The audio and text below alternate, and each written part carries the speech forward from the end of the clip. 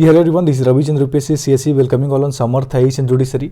Taxation law को start करते हैं और काफ़ी सारे वीडियोस बनेंगे टैक्सेशन लॉ पे। बहुत बड़ा बेयर एक्ट होता है इसका, बहुत ही इंपॉर्टेंट टॉपिक रहा है हमेशा से लॉ के पर्सपेक्टिव से। और एज अ कॉमन बीइंग आपको भी एक चीज़ जानना चाहिए कि इनकम टैक्स एक्ट जो 1961 का है कैसे काम करता है, क्या इसके प्रोसीजर्स हैं। ठीक है, इसका लास्ट आते आते जीएसटी वगैरह की भी बात कर लेंगे पूरे कंप्लीट जब आपका सिलेबस हो जाएगा। तो टैक्सेशन लॉ को जब आप स्टार्ट करते हो ना, उसमें बहुत सारे वीडियोस बन सकते हैं। उसका कारण क्या है कि इसमें जो कॉन्सेप्ट है वो बहुत ब्रॉड है, बहुत ही मतलब इंपॉर्टेंट है कि कॉन्सेप्ट को समझना, बिकॉज उसके बिना काम चलेगा नहीं। ठीक है, तो आज जो पहला टॉपिक है हम लोग का वो समझना है कि concept of income as per the income tax act 1961 क्या कहता है, उसके बारे में बात कर लेंगे। तो प्लीज़ चैनल को लाइक करिए, सब्सक्राइब करिए, शेयर करिए, जहाँ से भी आप देखते हो समर्थ हाइस एंड जुडिशरी को अपना प्यार दीजिए और अपना सपोर्ट दीजिए। मैं भी बहुत एफर्ट्स करने के बाद वीडियोस बना पाता हूँ ना, बहुत सारा मेहनत लगता है इसमें अकेले करने में। खैर चलिए आगे जब आप देखोगे ना, तो सबसे पहला सवाल जो आपके दिमाग में आएगा जब आप इनकम टैक्स एक्ट 1961 को पढ़ोगे, उसमें सबसे पहला सवाल यही होता है क्या कि जो इनकम टैक्स है, इनकम का मतलब क्या होता है। टैक्स तो समझते हो, टैक्स मतलब क्या कि एक तरीके का प्रॉपर अमाउंट होता है जो आपको देना पड़ता है गवर्नमेंट ऑफ इंडिया को, गवर्नमेंट ऑफ स्टेट्स जो भी होती हैं और भी जो बॉडीज होती हैं उनके बारे में बात कर लें। वो इसलिए ताकि वो जो देश है, वो राज्य है, वो फंक्शन कर सके। वो आपसे ही लेते हैं, पर लेते किस चीज़ के ऊपर है, वो आपसे पैसे है ना, वो टैक्स होता है, उसके बारे में बात कर लेंगे। तो जब आपसे कोई कॉमन व्यक्ति पूछता है ना, जैसे आप रास्ते में किसी से पूछते हो कि यार तुम्हारी इनकम क्या है या सोर्स ऑफ इनकम क्या है। फॉर एग्जांपल, जैसे अगर मैं मुझसे कोई पूछे तो लॉयर है, उसके अलावा जो सर्विस है, जॉब है आपकी, या फिर आप जैसे यूट्यूब पे वीडियोस बना रहे हो, क्लासेस ले रहे हो, पढ़ा रहे हो, जो भी है आपका, जिस भी प्रोफेशन में हो आप, तो आप क्या क्या है ये सोर्सेज ऑफ इनकम। मतलब इनसे आपको क्या होती है, अर्निंग होती है। अर्निंग मतलब आप इनसे क्या कमा रहे हो, पैसे कमा रहे हो, और इसके बाद आपका घर चल रहा है, आप खा रहे हो, पी रहे हो, जो भी अपनी ज़िंदगी जी रहे हो। अब सरकार कहती है कि आप जिए, हमें कोई दिक्कत नहीं है, पर इसके ऊपर एक पर्टिकुलर अमाउंट होता है जो आप हमें दीजिए, ताकि at the end of the day हम भी सरकार जो है वो वापस आपको पूरी चीज़ें प्रोवाइड कर सकें। तो सिंपली जब इनकम का कोई मतलब होता है तो कहने का मतलब कि इकोनॉमिक्स में income is all about whatever a person earns for a job और अ ड्यूटी। सिंपल में अगर बहुत सिंपल लफ्जों में अगर मैं आपको समझाऊं, पर ये आईटी एक्ट में चीज़ें बहुत बदल जाती है। जो सेक्शन 224 है ना, उसमें दिया हुआ है सेक्शन 2 क्लास 24 में, जो आप देखोगे तो उसमें बहुत सारी चीज़ें डिटेल्ड लिखी हुई हैं। उसमें इनकम को इतना ब्रॉड तरीके से बताया हुआ है कि जो आप मतलब बहुत ही ज़्यादा बड़ा टॉपिक है। अगर मैं कॉन्सेप्ट ऑफ इनकम की बात करूँ, क्या क्या होता है उसके बारे में बात कर लेंगे नेक्स्ट वीडियो में, और इनकम को डिटेल समझेंगे। कुछ सेक्शन 17 की बात करेंगे, सैलरीज की बात करेंगे, परक्यूजिट की बात करेंगे, जो पर्क्स वगैरह होते हैं उनके बारे में बात करेंगे। तो ये सारी चीज़ें आपको नेक्स्ट वीडियोज़ में भी मिलेंगी। तो जब सेक्शन 2 को आप जब पढ़ते हो ना इनकम टैक्स एक्ट में, तो उसमें दिया हुआ है कि इनकम इंक्लूड्स, जैसे एक क्वेश्चन दे रहा हूं मैं आपको, 100 रुपये का इन्वेस्टमेंट किया आपने, मान लीजिए एक बिजनेस में, और आपने 105 रुपये कमाए, तो आपने कमाया कितना, वट एक्चुअली यूर अर्निंग। तो 5 रुपये ही अर्निंग है आपकी, 105 रुपये नहीं है आपकी अर्निंग। आपने कमाया कितना, 5 रुपये, वो इनकम आपकी 5 रुपये ही हुई है, क्योंकि पेड ऑफ कैपिटल तो 100 है ना, आपने ऑलरेडी पेड किया हुआ पहले से 100 रुपये, इन्वेस्टमेंट करी 100 रुपये, कमाए टोटल अमाउंट 105 रुपये, तो आखिरकार निकला आपके लिए कितना, 5 रुपये बस। ये चीज़ है। तो income includes profit and gains. तो प्रॉफिट कितना हुआ आपको, 5 ही रुपया हुआ ना, गेन कितना हुआ, 5 रुपया, वही मैं समझा रहा हूँ। अब डिविडेंड इसमें और भी होता है। डिविडेंड क्या होता है, एज अ शेयर होल्डर, जब कंपनी को प्रॉफिट्स होता है ना कई बार, तो शेयर होल्डर्स को पैसे देते हैं वो, कि देखो इतना इतना आपका शेयर है तो उसके हिसाब से इतने इतने प्रॉफिट्स आप में डिवाइड कर दिए जाएंगे, तो उसको बोलते हैं डिविडेंड टैक्स।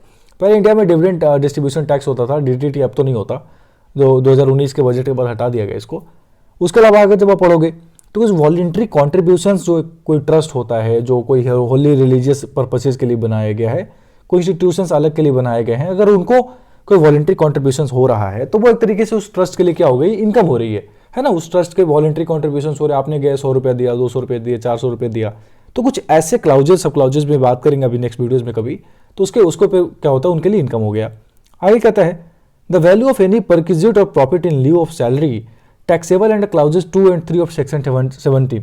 ये जो है ना, इसके बारे में बात करूंगा मैं नेक्स्ट वीडियो में, स्पेसिफिकली सेक्शन 17 के बारे में, salary and profit in lieu of the, आपको जो भी सैलरी के रूप में मिलता है, और जो परक्यूजिट कहने का मतलब जो रेंट एकोमोडेशन वगैरह है ना, जो पर्क्स आपको मिलते हैं, कई बार हाउसिंग अलाउंसेस वगैरह मिलते हैं, तो उसके बारे में बात कर रहे हैं। किसी जॉब वगैरह को आप करते हो ना, तो कुछ रेंट अलाउंसेस वगैरह आपको मिलते हैं, उसके बारे में बात कर रखा है यहाँ पे। आगे कहता है एनी स्पेशल अलाउंस और benefit other than perquisite included in sub clause 3 specifically granted to the assessee. Assessee का मतलब क्या होता है, बात को समझिए। एसएससी मतलब आप, मैं, आप और मैं मतलब आप इनकम टैक्स दे रहे हो, आप टैक्स दे रहे हो, ठीक है ना, आपकी अर्निंग हो रही है, आप उसके ऊपर टैक्स दे रहे हो, तो आप असेसी हो गए। असेसर कौन? जो आपको असेस करके बता रहा है कि देखो आपको इतना % देना पड़ेगा, और असेसी आप हो गए, ठीक है। लेजी और लेजर समझते थे ना, आपको पढ़ाया था मैंने डीपीसी में, तो हो गया एसएससी, आप वो पर्सन हो गए जिसको टैक्स क्या हो ना देना है। Granted to the assessee to meet expenses wholly necessarily and exclusively for the performance of the duties of an office और एम्प्लॉयमेंट ऑफ प्रॉफिट। देखिए जो भी आप ड्यूटी करते हो, जो भी आपकी प्रॉफिट हो रही है, जो भी आप एम्प्लॉयमेंट कर रहे हो, उसमें जो भी आपका परफॉर्मेंसेज है ड्यूटी का, उसको करने के लिए कई बार आपको ना कुछ अलग से अमाउंट दिया जाता है, कुछ अलग से अलाउंसेस दिए जाते हैं, जो क्लाउजेस 2 और 3 में हम बात नहीं करेंगे, जो सेक्शन 17 की बात कर रहे हैं, जो मैंने अभी आपको बताया। नेक्स्ट वीडियो में इसके बारे में डिटेल में बात करूंगा मैं। उसके अलावा जो है ना एम्प्लॉयमेंट ऑफ आपका जो भी क्या नाम, एम्प्लॉयमेंट ऑफ प्रॉफिट, ये सारी चीज़ों को कवर किया हुआ है इसमें इनकम में, ठीक है। आगे कहता है any allowance granted to the assessee either to meet his personal expenses at the place where the duties of his office or employment of profit are ordinarily performed by him or at a place where he ordinarily resides or to compensate him for the increased cost of living। For example, आपकी posting कहीं ऐसे जगह पे दे दिया जाए, late से अंडमान निकोबार में आप जॉब कर रहे हो, लेट से आप कहीं ऐसे जगह पे जॉब कर रहे हो जहाँ पे आपको एक स्पेशल अलाउंस दिया जा रहा है, ताकि आप वहाँ पे उस खर्चे को क्या कर सको, मीट कर सको, उस खर्चे को आप क्या कर सको, आपकी जो भी खर्च हो रहे हो वहाँ पे आप उस चीज़ को खरीद सको, जो भी चीज़ें आपकी मतलब आपकी ज़िंदगी चल जाए वहाँ पे। तो अगर कुछ स्पेशल अलाउंसेज आपको दे जा रहे हैं जहाँ पे आप ड्यूटी कर रहे हो, या जहाँ से आप कमा रहे हो, जहाँ से आपका ऑफिस ऑफ क्या है, प्रॉफिट का प्लेस है ना, जहाँ से आप कमाते हो, वहाँ पे अगर कुछ अच्छा स्पेशल अलाउंस दिया जाता है तो भी इसमें इनकम में क्या हुआ है, कवर किया हुआ है, ठीक है। आगे चलते हैं। आगे कहता है the value of any benefit और perquisite whether convertible into money और नॉट। चाहे कोई भी ऐसा बेनिफिट है, स्पेशल अलाउंस है, कोई ऐसा पर्क्स है, चाहे वो कन्वर्टेबल हो मनी में, पैसे में या नहीं हो, obtained from a company either by a director or by a person who has a substantial interest in the company। इससे इन सब चीज़ आपको क्या हुआ, मिला है। और by a relative of the director or such person and any sum paid by any such company in respect of any obligations which but for such payment would have been payable by the director or other person aforesaid। ये सारी बातें cover की हुई है। तो कुछ ऐसे भी प्रॉफिट्स होते हैं, कुछ ऐसे बेनिफिट्स होते हैं, कुछ ऐसे पर्क्स होते हैं जो आपको एज ए डायरेक्टर के द्वारा आपको मतलब डायरेक्टर आपको देता है या फिर डायरेक्टर की जगह कोई और दे रहा है, उन सब चीज़ों को भी कवर किया हुआ है।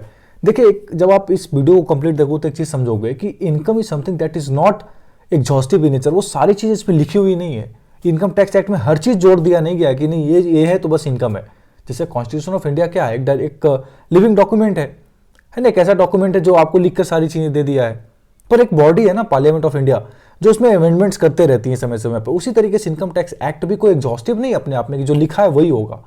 आप जब यूनियन लिस्ट को पढ़ोगे ना तो उसमें भी इनकम का कॉन्सेप्ट दिया हुआ है, ठीक है। यूनियन लिस्ट जो आप कंकरेंट लिस्ट वगैरह आप समझ रहे हो ना, उसमें दिया हुआ है। वही कह रहा हूँ कि कई बार केसेस में ना सुप्रीम कोर्ट ने भी कहा है कि इनकम जो लिखा हुआ है सिर्फ वही सारी चीज़ें नहीं है, there are other things as well, जिसको हम इसमें क्या कर सकते हैं, इंक्लूड कर सकते हैं।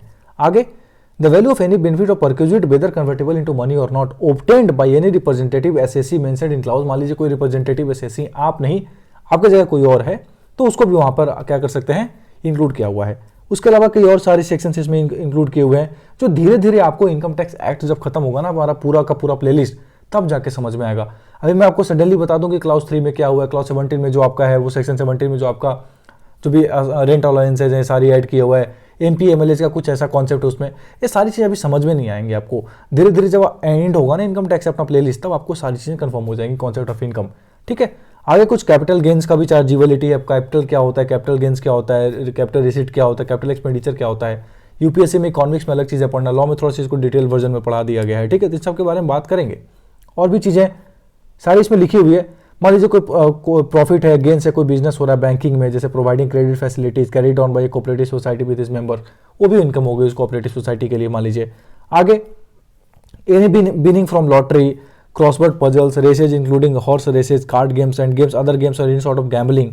उसके अलावा भी क्या होता है, जैसे गैम्बलिंग आपको याद है, आपका एक ड्रीम 11 होता है, उस पर भी 30% का टैक्स देना पड़ता है आपको। मतलब वो भी एक तरीके का क्या है, ऑनलाइन ही एक तरीके का गेमिंग, वो क्या बोलते हैं उसको, गैम्बलिंग ही है वो, उसके ऊपर भी टैक्स देना पड़ता है आपको। लॉटरी मतलब क्या है, उसमें नीचे लिखा हुआ है, एक्सप्लेनेशन में आप देखोगे।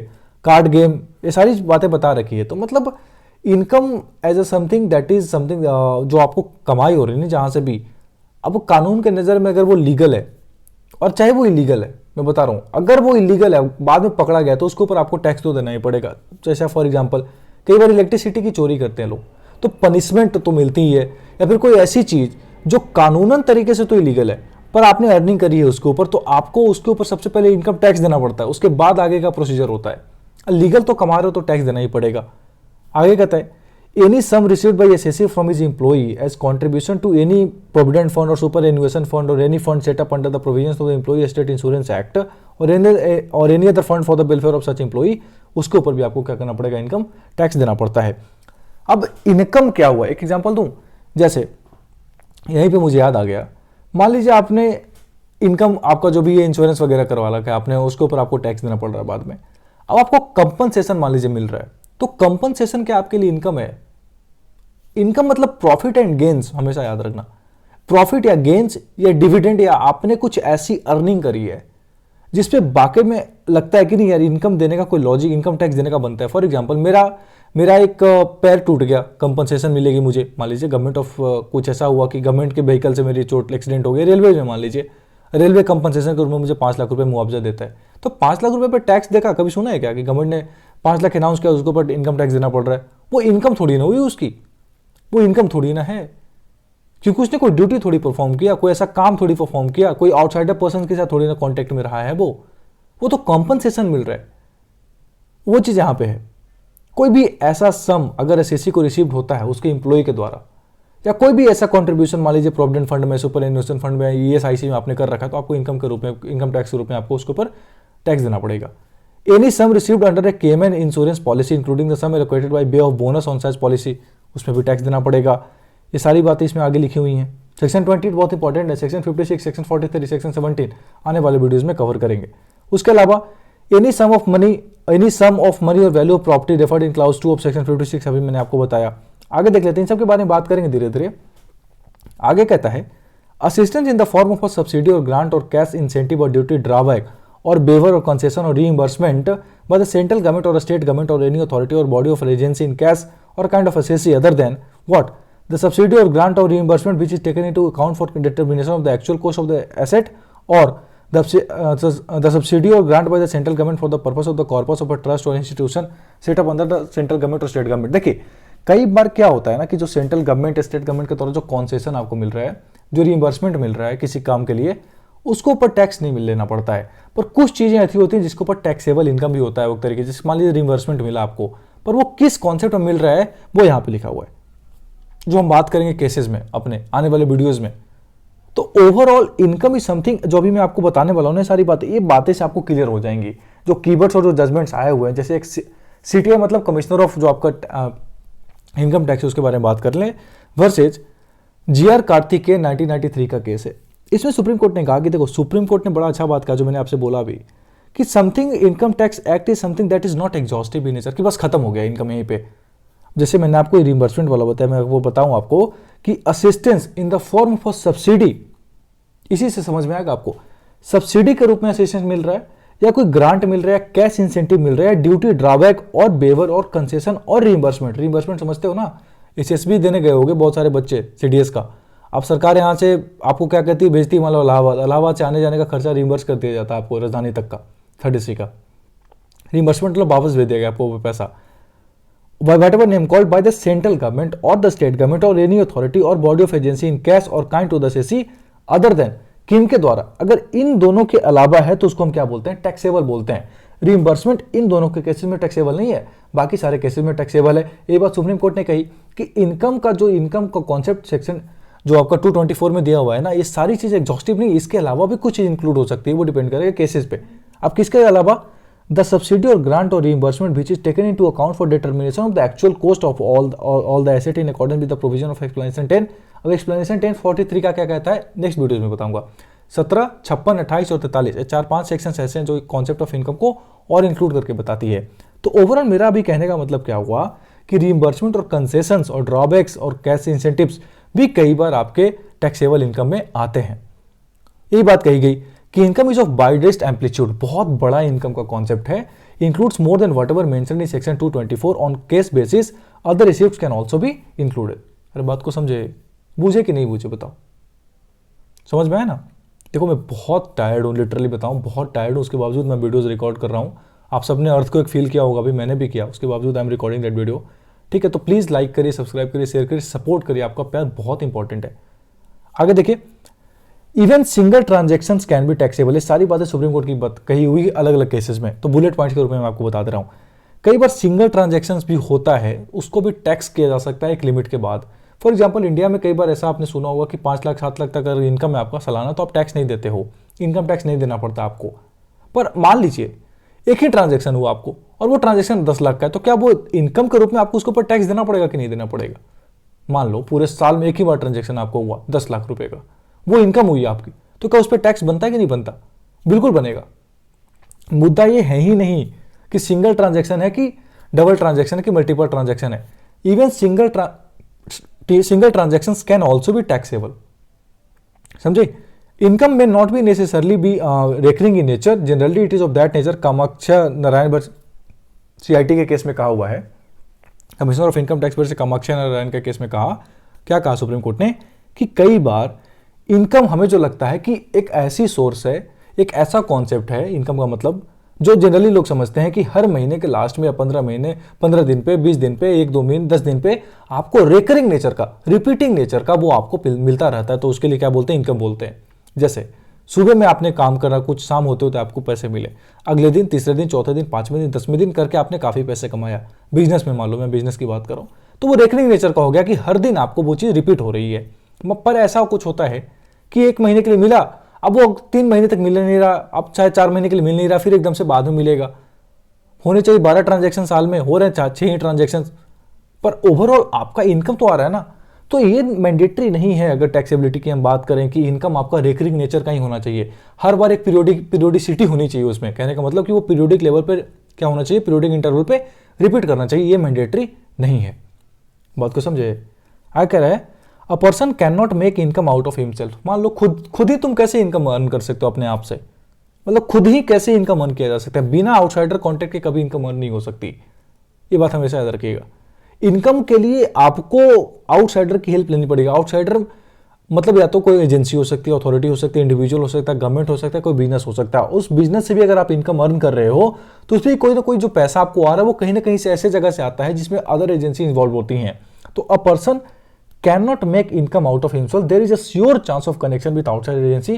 किकक भट्ट प्रेमचंद वर्सेस सीआईटी के केस में भी सुप्रीम कोर्ट ने ही बात कही, किका भट्ट वर्सेस जो प्रेमचंद वर्सेस सीआईटी के केस में, कि there is a chance and a sure short chance कि कोई ना कोई आउटसाइड एजेंसी जरूर इन्वॉल्व होगी, तभी इनकम का ट्रांजैक्शन हो सकता है। क्योंकि इनकम में मैं बार बार एक वर्ड बोल रहा हूं, वो होता है ट्रांजैक्शन। तो ट्रांजैक्शन में दूसरा बॉडी का इन्वॉल्व होना बहुत इंपॉर्टेंट है। वो अथॉरिटी हो सकती है, कुछ भी हो सकता है, गवर्नमेंट हो सकती है, कोई एजेंसी हो सकती है। तो there is a sure short chance कि कोई ना कोई दूसरा बॉडी इन्वॉल्व होगा। ये बात सुप्रीम कोर्ट ने किका भट्ट प्रेमचंद वर्सेस सीआईटी के केस में कही, आपको पता होना चाहिए।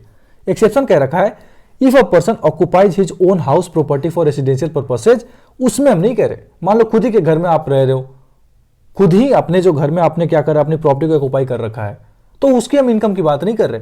पर आउटसाइडर एजेंसीज इन्वॉल्व होती हैं except that case if a person occupies his own house property for residential purposes. आगे कहता है, सीआईटी वर्सेस हिंद कंस्ट्रक्शन 1972 का केस है, सुप्रीम कोर्ट ने कहा, once assessee writes up the value of certain asset in his book, एक बार जब असेसी क्या कर लेता है, अपनी सारी बातों, सारी एसेट्स को क्या कर लेता है, राइट अप कर लेता है, लिख लिया, देख लिया कि मेरे हिस्से में इतनी आई, 20 रुपये आए, 20 रुपये दूसरे के पार्टनरशिप को देना है, जो आपने किसी के साथ पार्टनर कर रखा है, 20 रुपये आपने उसको दे दिया, अब ट्रांसफर कर दिया आपने 20 रुपये, तो no taxable income arise in this case, no person can sell goods to himself. मतलब आपको उस 20 रुपये पे टैक्स नहीं देने पड़ेंगे, जो आपने ट्रांसफर कर दिया वो दूसरा व्यक्ति देगा, पर आपको अपने 20 रुपये पे ट्रांजेक्शन, तो अपने 20 रुपये के आपके टैक्स पे, तो मतलब जो आपका इनकम है उस पर ट्रांजेक्शन हो, मतलब सॉरी, वो जो 20 रुपये का आपका इनकम है उसके ऊपर आपको टैक्स देना पड़ेगा। कह रहा है कि once assessee writes up the value of certain asset in his book and then transfer it to partnership firm in which he is a partner, जब जिसमें आप पार्टनर हो जिस कंपनी में, और आप क्या करते हो कि आप अपना पार्टनरशिप फर्म में एक बार जो अपनी सारी एसेट्स को लिखा और उसको फिर क्या कर लिया, आपने राइट अप करके दे दिया दूसरे को, no taxable income arises in this case, no person can sell goods to himself. ये नहीं कह सकते कि देखो भैया मैंने तो खुद को ही बेच दिया है, मैं तो इसमें मान लीजिए आप पार्टनर हो, दूसरा व्यक्ति पार्टनर हो, और अपने पार्टनरशिप फर्म के अंदर जो भी इनकम हुआ आपने दूसरे व्यक्ति को ट्रांसफर कर दिया पूरा का पूरा, और कह रहे हो कि इनकम ही नहीं बनी, टैक्स ही नहीं हुआ। नहीं, ऐसे नहीं होता है। आप अपनी फर्म को थोड़ी ना बेच सकते हो, कोई चीजें आप अपने आप को नहीं बेच सकते। आप पक्का किसी, आप अपनी फर्म को अगर बेच रहे हो तो भी वो टैक्स देना ही पड़ेगा आपको, क्योंकि वो इनकम आपकी है। ये नहीं कह सकते कि मैं तो पार्टनर हूं, पार्टनर मेरे साथ एक और व्यक्ति है, मैंने उसको सारा राइटअप करके दे दिया, इनकम मैंने कमाई। ठीक है, मान लीजिए रवि इनकम कमाता है और साथ में जो मेरा पार्टनर है आर एफ फॉर्म का मान लीजिए, और मैंने ए को सारा दे दिया और मैं कह रहा हूं कि नहीं पार्टनरशिप में तो मैंने सारा दे दिया, मेरे तो टैक्सेबिलिटी ही नहीं होगी। नहीं, ऐसा नहीं हो सकता। टैक्स तो देना ही पड़ेगा आपको अपनी इनकम पे टैक्स देना पड़ेगा। आपने कमाई ना, रवि ने कमाई नहीं, तो वो टैक्स देना पड़ेगा। ठीक है, तो ये कई बार लोग कहते हैं ना छुपाने के लिए, पार्टनरशिप फॉर्म में दे दिया कि सर फॉर्म को चला गया पैसा सारा, जो भी पार्टनर है उसको, तो मैं तो टैक्स दे नहीं सकता। नहीं, ऐसा नहीं, आपकी इनकम है, आपको टैक्स देना पड़ेगा, चाहे आपने किसी और को ट्रांसफर कर दिया। इसमें कॉन्सेप्ट होता है ओवर राइडिंग कॉन्सेप्ट, उसके बारे में बात करेंगे, ओवर राइडिंग टाइटल की बात करेंगे। आय कहता है if a person revalues his goods, अपने वैल्यू गुड्स को क्या करता है, रिवैल्यू करता है, एंड दस shows them at higher figure in his books, he cannot be deemed to have sold the goods and made the profit therein। समझिए इस बात को क्या है। अनलॉफुल अर्निंग्स और earning bye unlawful means can also be taxable. या तो unlawful earning है या तो कोई अर्निंग आपने अनलॉफुल तरीके से करा है, उसको भी टैक्स लेना पड़ेगा आपको। It is not necessary to follow the cash only for tax. जैसे नहीं, जरूरी नहीं कि हमेशा कैश में ट्रांजेक्शन हो रहा है तभी आपको टैक्स देना पड़ेगा, है ना। तो जरूरी नहीं है कि मॉनेटरी होना, मतलब इन द सेंस कि वो मॉनेटरी वैल्यू होनी चाहिए, मैं इतना कह रहा हूं। कैश में हो, चेक में हो, क्या हो, नहीं हो, वो फर्क नहीं, मॉनेटरी वैल्यू होनी चाहिए उस टैक्सेबिलिटी, टैक्सेबल आइटम की। अगर जिसपे ऊपर टैक्स लग रहा है ना, इनकम टैक्स, वो कैश हो, ये जरूरी नहीं है, वो मॉनेटरी वैल्यू का हो, ये इंपॉर्टेंट है। प्रॉपर्टी पे लगती है ना कई बार, प्रॉपर्टी से जो अर्निंग हुई आपको, कागज है, कागज दिखा रहा, पैसा नहीं आया अभी तक, कागज है आपके ऊपर, पर वो इनकम इतनी श्योर है कि वो इनकम आपको होगी ही होगी, टैक्स देना पड़ेगा आपको एक समय के बाद। लैंड टैक्स की बात नहीं कर रहा मैं, इनकम टैक्स की बात कर रहा हूं। आ कहता है not necessary that an assessee must have received that earnings. वही मैं कह रहा हूं, ये जरूरी नहीं कि आपको अर्निंग रिसीव हुई हो सकता है कई बार क्या होता है कि एक महीने की सैलरी आपको नहीं मिली, फिर 5 महीने तक मिली नहीं रही। उस सरकार को भी पता है और जो टैक्स आपसे ले रहा है उसको भी पता है कि 5 महीने के बाद ही आपको सैलरी मिलेगी, पर मिलेगी जरूर। तो जिस दिन मिलेगी उस दिन टैक्स लगे, जरूरी नहीं उसके पहले भी आपके ऊपर इनकम टैक्स एक्ट लग सकता है, क्योंकि वो पता है कि वो पैसे आपके अर्निंग्स में आएंगे ही आएंगे बाद में। ठीक है, एक कागज का टुकड़े की इंपॉर्टेंस कितनी होती है ये लाइन बता रहा है। अब उस कागज के टुकड़े पर लिखा हो कि मैं इतने तारीख को धारक को 20 रुपए देने की वो करता हूं, और 20 रुपए आपको मिलेंगे ही मिलेंगे, चाहे उस दिन टैक्स लगे या ना लगे, पर 20 रुपए आपको मिलेंगे ही मिलेंगे। उसके ऊपर टैक्स देना पड़ेगा, चाहे आज दो चाहे 20 दिन के बाद दो, जिस दिन आए उस दिन दो, लेकिन टैक्स देना पड़ेगा। हाइपोथेटिकल इनकम बोलते हैं इसको, इस कॉन्सेप्ट को, कि उसको भी पता है कि हाइपोथेटिकल इनकम है, उसको आना ही वाला है, वो इनकम होगा ही होगा, तो उसकी टैक्स आज ही दे दो भैया, बाद में ना मिले कोर्ट जाओ, फिर कोर्ट काम कैसे चलेगा। इसी वजह से तो करता है, यही तो लूप होल्स हैं हमारे एक्ट्स की। रीइंबर्समेंट इज नॉट टैक्सेबल, मैंने बोला रीइंबर्समेंट टैक्सेबल नहीं होता है, कुछ केसेस में होता है, वो भी मैंने आपको भी बताया था। कंपनसेशन इज नॉट टैक्सेबल, मैंने आपको बोला। अब मान लीजिए वही मुआवजा वगैरह की बात करी, रेलवेज वगैरह का मैंने आपको बताया। वेदर इन इंस्टॉलमेंट और in lump sum taxable income is taxable, चाहे आपको पीरियोडिसिटी में मिल रहा हो या एक साथ एक टुकड़े में मिल गया, मतलब टुकड़े टुकड़े मिले तब भी टैक्स देना पड़ेगा, या एक साथ उठाकर कोई आपको दे दे 6 महीने की सैलरी तो भी आपको टैक्स देना पड़ेगा। जो इनकम टैक्सेबल है वो टैक्सेबल है भैया, सिंपल बात।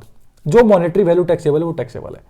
House holders for daily works in a family is not income. Mummy papa, मान लीजिए जैसे मैं हूँ घर में, अगर मैं काम कर रहा हूँ, मोस्टली अगर फीमेल में बोलेंगे थोड़ा सा गलत हो जाएगा। मान लीजिए जैसे माँ हमारी काम कर रही है घर में, खाना वगैरह बनाया, बर्तन वगैरह उन्होंने साफ करे, कपड़े हम लोग के धो देती थी बचपन में। अब वो उनको अगर कोई चीज़ का है ना, कहीं से पापा के अगर वो सैलरी अपने पास रख रही तो वो इनकम नहीं हो गया कि मम्मी का इनकम उसके ऊपर टैक्स दो, नहीं यह नहीं हो गया ना, वो है तो पापा की ना, तो उनकी इनकम टैक्स रेट में आएगी ना वो सारी चीज़ें। तो हाउस होल्डर्स की वो टैक्स नहीं होती, आप भी समझते हो, क्या आसान चीज़ था। Personal gifts are not taxable though not completely. कई बार पर्सनल गिफ्ट्स टैक्सेबल नहीं होते हैं, पर कई बार होते हैं, वो एक लिमिट होती है। अब मान लो कि पर्सनल गिफ्ट के नाम पे आपने क्या कर दिया, 2 करोड़ रुपए दे दिए, लो तुमको शादी में 2 करोड़ गिफ्ट दे रहे हैं, तो 2 करोड़ ऐसा थोड़ी टैक्स ही नहीं लगेगा उसके ऊपर, कहीं ना कहीं तो टैक्स लगेगा, चाहे वो बंदा जो दे रहा है उसने टैक्स लगाई होगी, उसके ऊपर टैक्स लगा होगा। अगर उसने टैक्स ने इवेजन करा तो फिर आपको टैक्स देना पड़ेगा, वरना रेड पड़ेगी फिर आपके ऊपर। अभी मैं बताऊंगा आने वाली वीडियोज में आपको ये सब, समझ रहे हो। तो आगे वाले वीडियोज में डिटेल में बात करेंगे, कुछ ओवरराइडिंग टाइटल की बात करेंगे, एप्लीकेशन ऑफ इनकम की बात करेंगे, और भी इनकम के डिटेल वर्जन को बात करेंगे, 17 बात करेंगे, 43 बात करेंगे, 56 की बात करेंगे, 28 की बात करेंगे, ठीक है। तो छोटे छोटे सेक्शंस में डिवाइड करेंगे। Thanks for watching. Samarth Ayush judiciary को अपना प्यार दीजिए, लाइक करिए, सब्सक्राइब करिए, मेरा व्हाट्सअप नंबर है, and these are all my contact number. Thank you.